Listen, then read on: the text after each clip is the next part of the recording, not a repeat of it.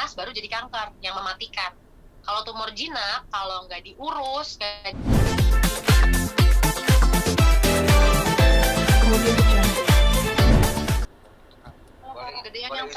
boleh izin di record? Silahkan, harus di record dong. Pada bisa? Yang record aku bisa. Berarti kan? Oh. Saya juga bisa nge-record sendiri soalnya pakai screen. Jadi mohon izin untuk nge-record mandiri ya. Ya, record mandiri. Saya lupa kalau zaman sekarang udah canggih. Hajat. Naikin dulu, dia biasa kapan gitu. Oke. Yes. Tapi suara kecil, Mbak, maaf. Iya. Coba ngomong lagi. Halo, Kak. Halo. Iya, Mbak, tadi gedean yang pertama ngomong tuh. Yang pertama ngomong suara gede banget. Kalau Mbak agak lebih kecil. Udah bisa, Kak? Dah. Aku pakai earphone aja deh biar nggak punya earphone. Tadi lebih dekat sama mic, boleh nggak Mbak ngomongnya? Oh iya, ini soal audio luar sih, Kak. Nggak ada. Audio luar, iya tempelin ke mulut gitu, HP-nya boleh nggak? Atau apapun. Ini juga audio luar, tapi kan saya ngomongnya kalau asli nggak jadi kedengeran. Takutnya aku salah denger yang nanya nanti. Apa di kolom komentar aja, Kak? Apa gimana kalau mau nanya? Langsung aja, nggak seru kolom komentar kayak webinar sama fans. Kan teman-teman tanda, nggak apa-apa ngomong aja kedengeran kok. Udah sebelumnya apa kabar, Kak? Bagaimana keadaannya sekarang? Aku alhamdulillah baik, happy, setiap hari dapat pelajaran luar biasa. Justru aku ngerasa malah to the point aja ya. Ya kan, pada mau kan to the point, boleh nggak? Kak. Boleh ya. Jadi justru setelah adanya tumor payudara ini, aku malah ngerasa setelah kan aku selalu bilang tuh di YouTube March, aku bilang kalau aku ikhlas, kalau aku mati abis live ini terjadi gitu kan. Terus kayak gitu, aku menyadari bahwa ketika aku beneran ikhlas, malah nggak dikasih mati. Sekarang masih bisa preskon sama teman-teman maupun lewat Zoom ya, maaf ya. Kalau zaman sekarang preskonnya lewat Zoom gak ketemu, nggak asik.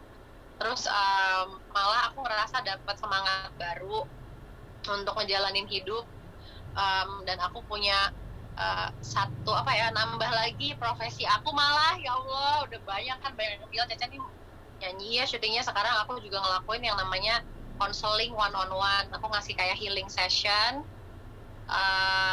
buat orang-orang satu. Jadi aku kayak konselor sekarang, jadi praktisi untuk membantu orang healing, dan itu adalah penyemangat nomor satu aku sampai sekarang masih bisa bertahan. Jatuh.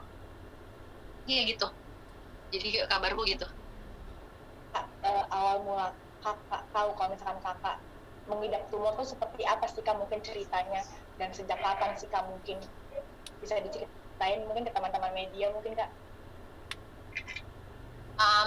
Kalau suara aku kurang keras bilang ya. Aman ya? Segini aman ya suaranya? Aman, Kak.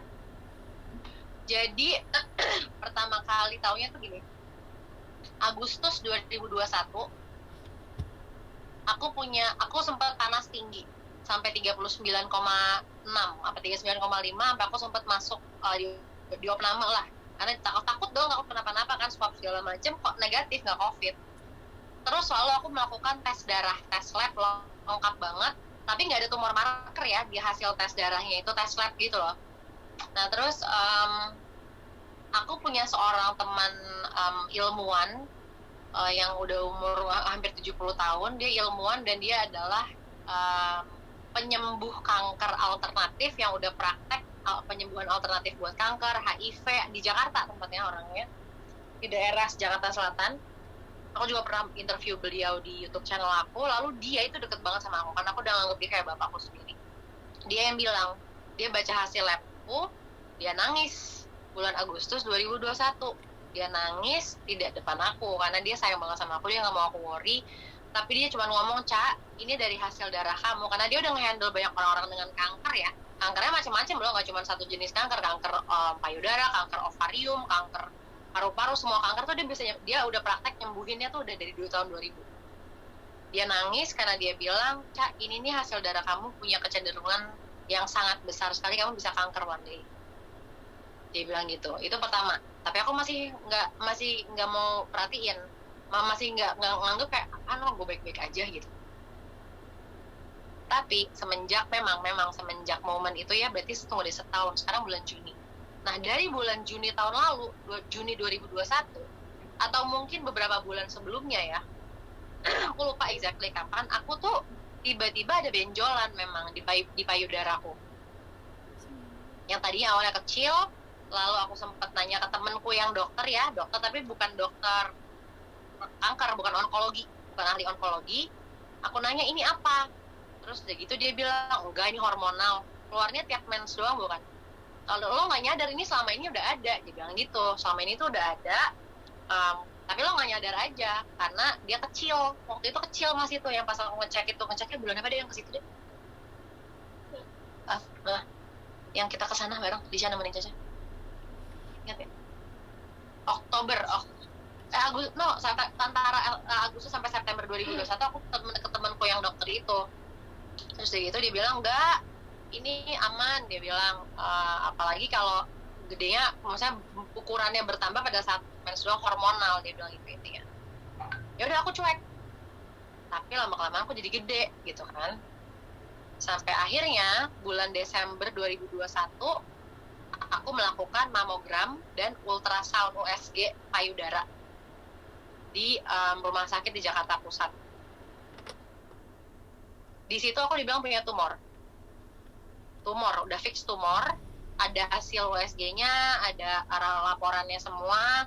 Tapi pada saat bulan Desember itu ukurannya, ada datanya sih gue lupa, pokoknya yang satunya 2, ada tumornya lebih dari 2, dan ini semua di kanan, payudara kanan. Payudara kiri ada kista katanya, payudara kiri, tapi di dalam dan nggak usah diapa-apain, kecil dan di dalam banget, nggak usah ditreat apapun kata yang bacain. Kalau yang di kanan itu ada lebih dari 2 tumor. Yang satu ukurannya, ini bulan Desember ya, Desember 2021, ukurannya yang satu 2,4 cm, yang kedua 2, berapa lupa, di bawah 2,4 ya, tapi 2,1 kalau nggak salah, di atas 2 cm lah pokoknya. Dan tumor-tumor teman-teman yang kecil-kecil. Nah, kenapa kemarin aku sampai ke Singapura? Karena kok makin kesini makin gede perasaanku, dan kalau orang lihat juga kelihatan banget, visible. Aku misalnya tunjukin ke adikku, kan sama-sama cewek ya, tunjukin ke adikku, tunjukin ke Sienna, itu jelas dan besar gitu. Dan aku kayak, oke, gue harus melakukan sesuatu nih. Lalu ya udah, akhirnya aku melakukan pengecekan, tapi aku nggak mau detailin ya apa aja pengecekan yang aku lakukan. Intinya yang sekarang aku lakuin adalah ini tumor, dan ada tendensi, ada kecenderungan bisa jadi kanker. Insya Allah tidak akan jadi kanker, kita nggak tahu. Terus ya udah, size-nya udah gede banget, nggak diukur lagi sih sekarang karena tapi intinya gini, pokoknya size-nya udah bisa, aku rasanya sih 2 kali lipat dari yang dulu. Kalau aku lihat secara kasat mata udah 2 kali lipat dibanding Desember lalu. Nyut-nyutannya kalau aku lagi pesimis, kalau aku lagi mikirnya pesimis ya, kalau lagi mikir negatif enggak, kalau lagi mikir misalnya lagi marah, lagi pengen nangis, itu enggak nyut-nyutan. Tapi kalau aku lagi pesimis, ngerasa udah deh hopeless, nggak ada harapan, itu dia nyut-nyutan. Jadi sekarang yang aku lakukan adalah aku belajar berbagai macam healing, cara untuk healing macam-macam lah, dari macam-macam, semua cara aku akan tempuh. Yang pasti aku mau berjuang hidup.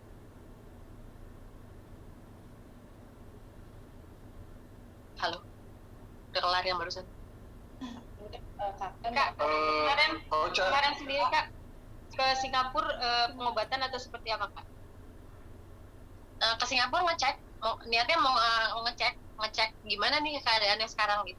Tapi aku nggak akan jelasin, seperti aku bilang, aku ngapain aja di Singapura, tapi ini aku ngecek. Lalu sekarang aku di Bali juga, salah satu aku lagi di Bali sekarang, dan di Bali ini aku ke sebuah healing retreat yang fokusnya sih lebih ke Ayurveda. Ayurveda detox, dan naturopati. Tapi fokusnya lebih ke healing secara macam-macam, secara spiritual. Karena aku diajarin sama yang punya ya, diajarin sama yang punya retreat center aku sekarang berada. Kita nggak tahu ini kanker lo ini nasibnya gimana. Kalau lo kanker nasib lo gimana itu terserah lo. Lo yang punya kemauan untuk sembuh atau tidak. Lalu dia mengajarkan aku ilmu yang paling menurut aku ini pencerahan paling luar biasa. Dan dia baru ngomong ini kemarin, karena aku baru nyampe 2 hari lalu. Dia ngomong kemarin, aku harus belajar memaafkan gitu. Aku harus belajar memaafkan. Karena kadang kita mikir secara otak, secara intelektual kita tuh udah maafin orang-orang yang nyakitin kita. Tapi apakah di hati kita sungguh-sungguh sudah memaafkan atau belum? Itulah penyebab salah satunya aku bisa ada tumor dan tendensinya bisa jadi kanker. Kalau aku tidak mau memaafkan. Kalau aku masih punya seven deadly sins, pernah dengar nggak sih? Yang 7 dosa yang ada. Aku nggak tahu ini ajaran dari agama mana, ajaran dari negara mana. Pokoknya kalau googling 7 deadly sins tuh intinya orang yang punya kebutuhan untuk punya pride, keserakahan, segala macam yang berhubungan dengan ego yang berlebihan, lo nggak akan sembuh total, atau lo sembuh tapi nanti keluar lagi kankernya, tumornya. Kalau lo nggak ngebersihin diri lo dari ego. Ego tuh nyambungnya ke keserakahan, pride, pengen diakui kalau saya itu hebat, pengen diakui bahwa saya ini pionir mental health di Indonesia lah, gitu-gitu, apapun namanya, maka ya gitulah. Semua itu pokoknya lepasin. Pride, kebutuhan untuk dianggap wow, itu harus dilepasin. Terus macam-macam deh, pokoknya 7 deadly sins, 7 dosa yang membuat kita mati secara jiwa. Itu penyembuh paling ampuh, aku diajarin itu. Jadi sekarang healing treatment aku salah satunya adalah belajar mematikan ego. Bisa diceritain nggak sih Kak, waktu pertama kali Kak Marsyanda mendengar bahwa divonis tumor tuh rasanya seperti apa Kak? Mungkin kayak gejolak dalam batinnya tuh terasa Kak, atau gimana Kak gitu Kak? Biasa aja. Soalnya dibilangnya pas bulan Desember tumornya jinak kan, jadi nggak takut. Bingung ya? Aneh nggak? Itu bulan Desember kan dibilang tumornya, tapi tumornya jinak. Jadinya kalau tumornya jinak kan yang nggak kenapa-napa dong.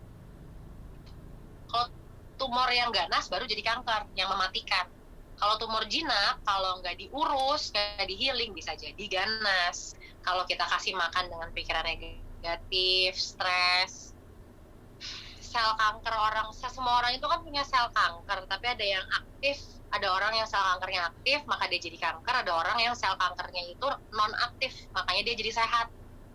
Nah, orang-orang yang hidupnya lonely, kesepian, orang-orang yang fokus pada dendam, orang-orang yang ngakunya mulia, tapi dalam hati pengen nyakitin orang lain, itu cikal bakal orang yang bisa sel kankernya jadi hidup, jadi aktif. Kak Caca, halo, dengerin nggak? Oh, Ya. Kak Caca. Ya, Caca, ini artinya masih bolak-balik ke Singapura apa gimana Kak pengobatannya Kak? enggak, aku nggak bolak-balik Singapura sekarang biar meminimalisir budget. Soalnya aku udah nemu sumber-sumber healing, penyembuh-penyembuh dari mulai dunia medis sampai ke alternatif yang para ahlinya banget. Aku dikasih Zoom kontaknya langsung, guru-gurunya para guru. Aku boleh dikasih berkah banget ya sama Allah untuk bisa connect langsung ke mereka, padahal mereka nggak berada di kotaku gitu loh. Dan itu aku kontak-kontakan sama mereka rutin. Dan mereka semua care sama penyembuhan aku, bener-bener sungguh-sungguh. Tapi artinya masih tetap kontrol gitu nggak sih Kak Caca?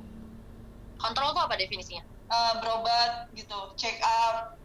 Iya, Di Singapura. selalu dong, selalu. Ini aku lakuin di Bali 10 hari, check up. Kak Caca kemarin katanya pulang dari Singapura ngedrop. Seperti apa sih Kak mungkin kondisinya pas kemarin sampai Oh, enggak. Ini tuh semua orang ngalamin. Mungkin di sini teman-teman orang pada ada yang demam-demam batuk itu pasti seminggu terakhir. Soalnya kan cuaca lagi nggak beres, adikku aja juga batuk-batuk, tapi nggak COVID alhamdulillah gitu. Jadi kayaknya karena cuaca doang deh, sebel juga. Gue lama banget batuknya, sekarang aja masih serak. Tapi di sini disembuhin sih di tempat retreat aku ini, si batuk-batuk nggak jelas ini. Banyak kok yang lagi pilek, batuk nggak jelas di Jakarta, mungkin di Indonesia juga kali. Kak Caca, berarti pasca dari Singapura itu dokter menyarankan untuk nggak operasi, atau mungkin Kak Caca yang milih alternatif untuk alternatif di Bali, atau seperti apa sih Kak Caca? Intinya apapun, aku cuma jawab gini ya, aku nggak akan jawab detail yang kemarin di Singapura ngomong apa.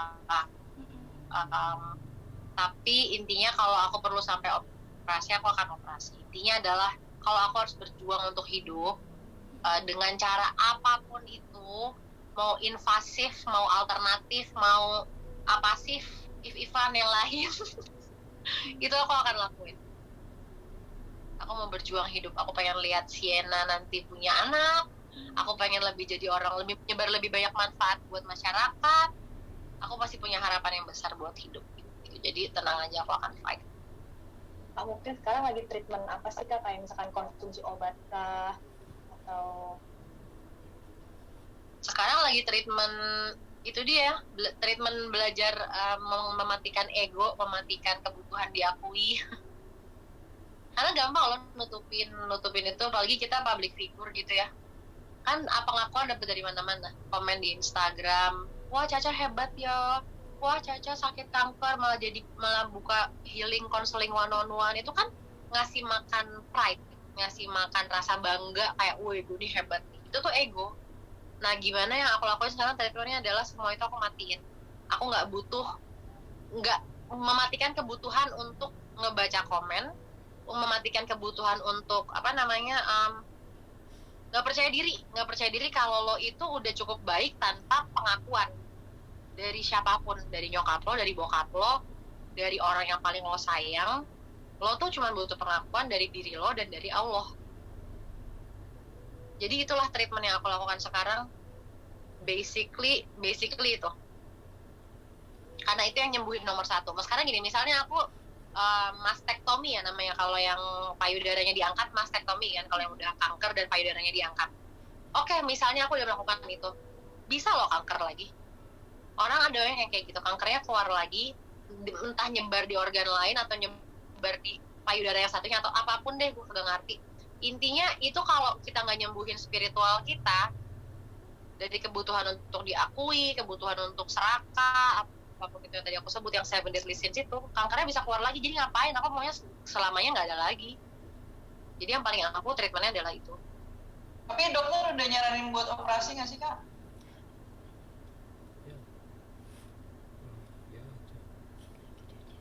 Ada beberapa orang yang nyaranin, kalau ada beberapa orang yang pertama kali aku ngomong bahwa aku ada tumor payudara. Misalnya nih, aku kemarin ke Singapura kan satu pesawat sama iya benar, aku ke Singapura, aku satu pesawat, sebelahku tuh ada bapak-bapak, istrinya dia dulunya juga kanker, terus udah diangkat tumornya, kankernya diangkat, tumornya itu. Terus dia langsung ngomong, Cak, gue ini, dia orang India, ngomong pakai bahasa Inggris, Cak, gue ini istri gue dulunya kanker, lo harus operasi, lo harus biopsi, dan lo harus keluarin. Padahal aku belum bilang aku kanker positif kanker ya, dia baru dengar ceritanya aja aku tumor payudara, dia langsung bek. Jadi udah ada beberapa orang yang menyarankan bahwa pokoknya kalau emang harus diangkat ya angkat gitu, udah ada. Kak, kan kemarin kakak bilang katanya kalau misalkan di sisa hidup kakak ingin lebih bermanfaat untuk kepada sesama nih Kak. Kakak juga menerima kayak healing treatment, kayak apa sih Kak contoh berbuat baiknya, dan sudah dilakukankah Kak healing treatment tersebut mungkin? Contoh berbuat baiknya adalah aku sekarang gini, kalau selama ini kan orang tahu Caca itu kan banyak sharing di sosial media, di kayak teman-teman melalui media massa, media digital gitu kan. Itu kan gimana aku nolong orang bentuknya, ya kan? Gimana aku open up tentang aku punya bipolar, lalu alhamdulillah ada impact di Indonesia, tapi aku lagi nggak mau ngerasa bangga ya karena egonya itu. Tapi intinya aku udah cukup bermanfaat, tapi secara publik, maksudnya nggak pernah ke badan orangnya langsung. Jadi kalau ditanya tadi apa sih yang aku lakukan sekarang, yang real, yang untuk healing, yang untuk membantu orang adalah aku bikin konseling one on one. Jadi aku jadi profesional, praktisi profesional. Aku nge-healing orang-orang yang punya masalah. Aku udah punya klienku ada pasangan suami istri, mereka tinggal di LA. Terus dari gitu aku bikin Telegram channel, ada linknya di bio Instagram, di bio TikTok, semua bioan apalah, pokoknya linknya itu tinggal diklik aja buat yang mau gabung, karena di situ kalau udah gabung ke Telegram channelnya, semua ilmu yang aku share free. Semua live yang aku lakukan, aku bikin live Instagram, live di Telegram itu bisa 1,5 jam. Tadi pagi aku live 1,5 jam, ngejawabin pertanyaan sampai puas, gratis, nggak usah bayar. Tapi aku juga jadi profesional praktisi, dalam arti ada yang orang bisa nonton live dan mereka bisa bertanya langsung dari Caca, dan Caca akan jawab sampai kelar, sampai puas, sampai dapet jawaban.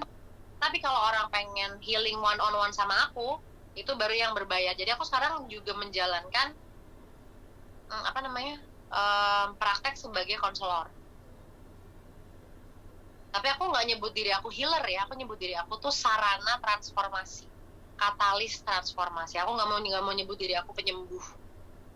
Itu yang aku lakukan sih sekarang. Jadi karena kenapa, kalau misalnya ditanya, oke, katanya lo mau berbuat baik, kalau nyuruh orang bayar, kalau pengen konseling satu per orang, per individu, jawabannya adalah kadang kalau orang dikasih yang gratis, kalau yang serius mau sembuh tuh kalau dapet informasi gratis, mereka nggak menghargai, dalam arti jadi nggak punya merasa untuk oke, gue akan ngerubah hidup gue. Oke, gue akan nurutin PR yang Caca kasih sebagai konselor gue. Oke, gue akan bener-bener bikin perubahan yang perlu gue buat dalam hidup gue. Ketika lo dikasih sesuatu yang free, mentalitas manusia di dunia itu memang adalah, kecuali dia punya kesadaran yang tinggi untuk mau berubah ya, dikasih yang free pasti akan disyukuri dan diimplementasikan untuk berubah, healing jadi lebih baik. Tapi kalau dikasih yang berbayar, mereka jadi ngerasa ada kayak, anjir, ya masya Allah, nggak apa-apa ya ngomong anjir, nanti jadi keluarin kalau nggak boleh. Ya maksudnya gue udah bayar duit, terus gue nggak mau berubah, gue yang rugi, ada gitunya tuh. Jadi kenapa ketika konseling yang one on one ya, kalau yang aku bikin live kasih pertanyaan itu free, bisa 1,5 jam, dan aku bikin sering di Telegram channel itu. Tapi yang mau one on one, aku hanya mau narik klien-klien yang serius mau healing kayak aku. Aku orangnya serius mau healing. Aku punya bipolar, aku punya diagnosa depresi mayor, sekarang aku punya tumor payudara, tapi keseriusanku buat healing, buat belajar, buat memaafkan orang-orang yang pernah nyakitin aku, terdalam, itu gede banget. Aku cuma mau narik klien kalau dia kayak aku. Kalau dia nggak kayak aku, nggak usah jadi klien gue, gitu. Karena aku pengen bener-bener bikin impact yang real di hidup orang. Tapi kalau bagi yang nggak berada gitu ya, maksudnya uangnya terbatas ya, bisa ikut support group. Aku bikin support group dengan topik macam-macam untuk membantu orang-orang dengan apapun ya, healing macam-macam ya topiknya. Nanti lihat aja di Telegram channel. Ada juga yang free. Yang free itu yang aku bikin live. Jadi ya nyantai aja, nggak harus bayar terus. Gitu kan, orang kan butuh healing semuanya. Masa kalau suruh healing semuanya suruh bayar, buset, gimana lo mau hidup jadi negara gitu kan? Emang pemerintah peduli kalau masyarakatnya mental illness terus di-healingin? Emang ada anggaran memang buat memanusiakan orang-orang punya mental illness? Kan enggak. Makanya dulu aku kehilangan hak asuh. Maka kehilangan hak asuh kan karena kalau orang punya mental illness nggak dianggap cakap hukum. Ini ada di undang-undang loh. Pemerintah tuh nggak peduli kalau orang udah punya disabilitas mental, lo kehilangan hak asuh, lo kehilangan hak lo buat lo dicekokin obat 50 biji sehari, lo nggak punya hak padahal lo udah umur 25, ada bukti, udah ada undang-undangnya kok. Karena lo punya disabilitas mental, lo tidak cakap hukum, lo tidak punya hak bersuara secara hukum. Makanya aku kehilangan banyak hal dalam hidup aku. Aku hidup di rukonya OCK Ligis 3 bulan gratis karena gue nggak punya duit. Waktu zaman baru cerai sama Ben, karena aku baru buka jilbab. Terus aku juga punya diagnosa mental illness ya kan. Jadi secara negara tuh ngerasa secara hukum pantasan aja hakimnya mutusin ya udah karena Caca punya bipolar hak